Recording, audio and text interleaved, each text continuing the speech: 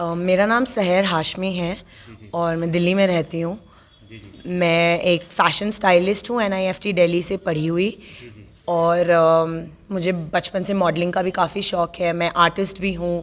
और मेरी जो ये जर्नी विद मेंटल हेल्थ रही है इतने सालों की, उसके बाद आई थिंक मैं एक मोटिवेशनल स्पीकर बन गई हूँ। बहुत लोगों को मोटिवेट करती हूँ इस लड़ाई को लड़ने के लिए जो मेंटल हेल्थ की लड़ाई होती है। एक लोगों को लगता है कि अगर इसने कर लिया तो हम भी कर लेंगे, मुझे सुनकर, मुझसे बात कर कर। तो उन्हें एक उम्मीद मिलती है जो इस दुनिया में लोगों को नहीं मिलती है आसानी से, जब वो मेंटल हेल्थ से लड़ रहे होते हैं। क्योंकि बाकी लोग सिर्फ उन्हें हर्ट करते हैं, उनको जज करते हैं, उनका मजाक बनाते हैं और उनको समझते नहीं हैं। सो कहीं ना कहीं मैं मानती हूँ कि अगर मैं इस लड़ाई से लड़ के बाहर आई हूँ तो मेरा फ़र्ज़ बनता है कि मैं लोगों की मदद करूं और उनको एक लिफ्ट अप दूं लाइफ में कि आप भी लड़ सकते हैं। जी। तो आप घर में डोमेस्टिक वायलेंस देखने से, जब फादर्स अपनी बीवी को पीटते हैं तो बच्चों को बहुत अफेक्ट करता है वो मेंटली।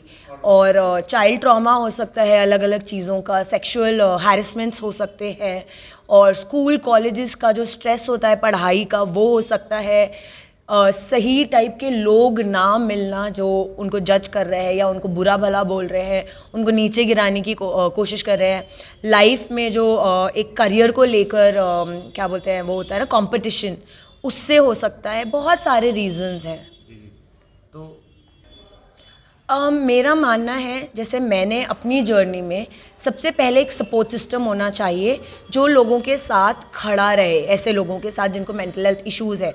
मेरे केस में भी मेरा एक बहुत बड़ा सपोर्ट सिस्टम मेरे मम्मी पापा ने बनाया था, जिसकी वजह से उनको भी मेरे साथ डील करने में हेल्प मिलती थी और मुझे भी जब ज़रूरत होती थी और मम्मी पापा दिल्ली में नहीं होते थे तो मुझे भी मदद मिलती थी। गुजरात में देव भाई ने मेरी काफ़ी मदद की है इस मेंटल हेल्थ के साथ लड़ने में। और मेरा मानना है कि बहुत seriously counselling and psychiatric treatment लेना पड़ता है। ट्रीटमेंट का मतलब है साइकेट्रिस्ट से दवाइयाँ लेनी पड़ती है, साइकेट्रिस्ट से बात करनी पड़ती है, काउंसलर से रेगुलरली। मैं हफ्ते में कभी 4 बार, कभी 3 बार, कभी 5 बार भी सेशंस लेती थी। डिपेंड करता था कि किस हफ्ते मेरा क्या हाल है। एंड वो सारी चीज़ें बहुत रिलीजियसली फॉलो करनी पड़ती है और अपने अंदर भी एक विल पावर लानी पड़ती है कि मुझे ये लड़ाई लड़नी है, मैं कुछ भी हो जाए गिव अप नहीं करूँगा या करूँगी, वरना आप ठीक नहीं हो सकते। मेरे अंदर वो एक था, क्योंकि एक फैमिली सपोर्ट रहा, बहुत स्ट्रॉन्ग सपोर्ट रहा। मैं कहूँगी कहीं ना कहीं दोस्त वोस्त का नहीं रहा, बट एक फैमिली सपोर्ट जो एक बच्चा चाहता है। कोई भी दिक्कत होती है उसके मुंह से माँ निकलता है या फादर निकलता है, और मेरे लिए मेरे मम्मी पापा दिन रात खड़े रहे। जो टाइप की हेल्प ज़रूरत थी उस समय उन्होंने मेरी वो की। अगर मैं बीमार थी, बिस्तर में पड़ी रहती थी, तो मुझे ताने नहीं मारते थे, मुझे सुनाते नहीं रहते थे कि तुमसे तो कुछ होगा ही नहीं। मुझे मोटिवेट करते थे छोटी छोटी चीज़ों को करने के लिए। और मेरे पापा हमेशा कहते हैं कि सहर, बेबी स्टेप्स लो, छोटे छोटे कदम लो, ताकि ये बड़ी लड़ाई जल्दी लड़ पाओ। और मुझे लगे 14-15 साल या 13 साल, बट हो सकता है किसी और को ज़्यादा टाइम लगे। और अगर शायद मेरा ट्रीटमेंट बिल्कुल बचपन में शुरू हो गया होता, जब 3-4 साल की उम्र में सिम्टम्स थे तभी, तो शायद मैं और जल्दी ठीक होती और मेरी इतनी सारी लाइफ की जो टाइम रहा वो वेस्ट नहीं होता। जी जी। तो आपको लगता है कि मैं यही कहना चाहती हूँ कि लाइफ में अप्स एंड डाउन्स आते ही रहते हैं। और जहाँ तक मैंने अभी तक स्कूल्स एंड कॉलेजेस में बातें करी हैं, स्कूल्स में तो नहीं, यहाँ तो स्कूल्स में नहीं की, बट कॉलेजेस में। और एक डी एडिक्शन सेंटर में मैं कल गई थी। वहाँ मैंने देखा कि लोगों में बहुत उम्मीद ही नहीं है, क्योंकि उनको पता भी नहीं है, इस बारे में अवेयरनेस नहीं है। लोगों को पता नहीं है कि ऐसी भी कोई बीमारी होती है। लोगों को आज कैंसर, अस्थमा, माइग्रेन, बुखार, खांसी, इन सब चीज़ों के बारे में पता है, बट जब मेंटल हेल्थ की बात आती है लोगों को लगता है एक गाली है, एक टैबू है इसके अराउंड।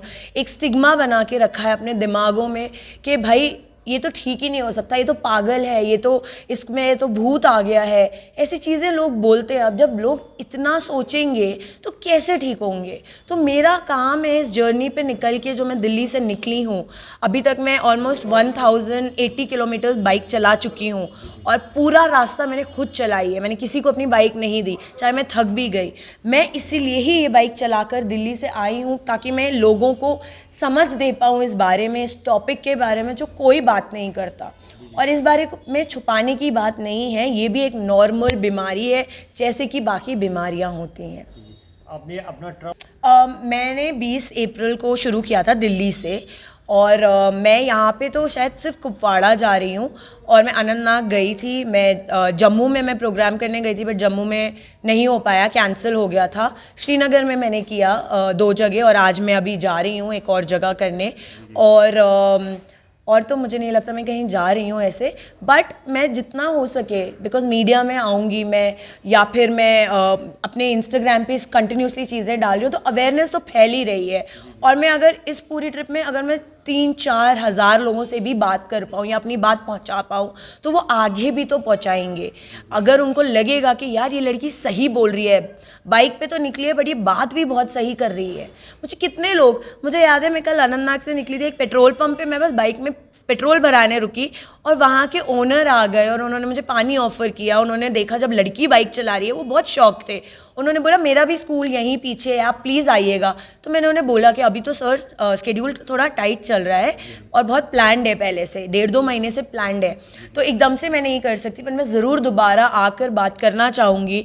तो उन्होंने देव भाई को नंबर दिया है अपना, उन्होंने कहा प्लीज़ आइएगा, इस बारे में बात करना बहुत ज़रूरी है। तो ये भी हो रहा है, लोग रुक रुक के हमसे गाड़ी के ऊपर जो लिखा हुआ है breaking stigma 1 mile at a time, उसके बारे में पूछ रहे हैं। तो कहीं ना कहीं तो लोगों को पता चल ही रहा है कि भाई ऐसी कोई लड़की दिल्ली से निकली है बाइक लेकर और वो ये कर रही है। वो अपने आप में एक बहुत बड़ी बात है बिकॉज लोग नहीं करते इस बारे में बात। जैसे कि मैंने कहा, लोग डरते हैं, छुपाते हैं। तो ये जो और कुपवाड़ा से हम वापस निकलेंगे। जी नहीं, स्टॉप तो यहीं कुपवाड़ा में लास्ट होगा और वहाँ पे मैं काफ़ी जगह बोल रही हूँ और गाँव में भी बोल रही हूँ और उसके बाद मैं वापस दिल्ली के रास्ते में होंगी। एंड मैं उसके बाद जो भी दिल्ली के रास्ते में हमारे शहर पड़ रहे हैं जो हमारे मैप पे है, हम वहाँ जाया करेंगे। बिल्कुल जाना चाहूँगी, पर मैं अभी तक मतलब इंडिया से बाहर घूमने ज़रूर गई हूँ बट इस बात पे बात करने कभी नहीं गई हूँ। पर मैं ज़रूर जाना चाहूँगी और वहाँ भी लोगों में अवेयरनेस फैलाना चाहूँगी। पर इंडिया से बाहर एक डिफरेंस ये है कि लोग वर्ल्ड मेंटल हेल्थ डे मनाते हैं, लोग मेंटल हेल्थ को थोड़ा सीरियसली लिया जाता है, हेल्पलाइन नंबर्स है। अब इंडिया में जब हमने रिसर्च करी है इस ट्रिप से पहले, तो हमने देखा कि यहाँ पे भी हेल्पलाइन नंबर्स हैं और हम जिस भी स्कूल, कॉलेज, शहर, गांव जहाँ भी जा रहे हैं, हम वहाँ लोगों में ये पेपर बांट रहे हैं, हम दिखा रहे हैं कि देखो तुम अकेले नहीं हो, ये हेल्पलाइन नंबर है, तुम्हारा नाम, तुम्हारा कुछ नहीं पूछा जाएगा, तुम्हारे पास मदद है। मैं अब 20 मिनट या 1 घंटे के लिए अगर किसी कॉलेज में हूँ, स्कूल में, मैं कितने लोगों की बात सुन लूँगी।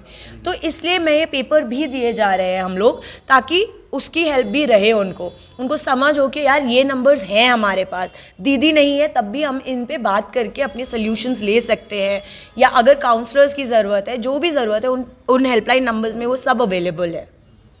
जैसे कि देव भाई हर स्कूल कॉलेज में कहते हैं कि अपनी मदर्स को अपना बेस्ट फ्रेंड बनाओ और उनसे अपने टैलेंट्स के बारे में, अपनी लाइफ के गोल्स के बारे में और जो आप अचीव करना चाहते हो एज अ पर्सन, उसके बारे में बात करो, उनको समझाओ, वो तुम्हारे साथ खड़ी रहेंगी।